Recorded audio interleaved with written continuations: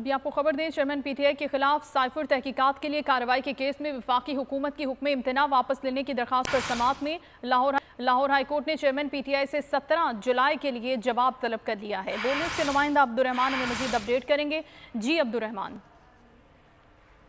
जी बिल्कुल, chairman PTI के खिलाफ साइबर तहकीकात ऑफिशियल सीक्रेट एक्ट के तहत कार्रवाई रोकने के हवाले से वफाकी हुकूमत की तरफ से अदालती हुक्म वापस लेने की दरखास्त पर अदालत ने चेयरमैन पीटीआई को 17 जुलाई को नोटिस जारी करते हुए जवाब तलब कर लिया है, जबकि जस्टिस अली बाकर नकवी ने वफाकी हुकूमत की तरफ से दायर दरखास्त पर बातचीत deputy attorney general Asad Ali जो है हुकूमत पाकिस्तान की जानिब से अदालत में पेश हुए। उन्होंने मौका इख्तियार किया कि सरकार पीटीआई के खिलाफ ऑफिशियल सीक्रेट सर्विस एक्ट 1923 के तहत इस्लामाबाद में मुकदमा दर्ज किया गया।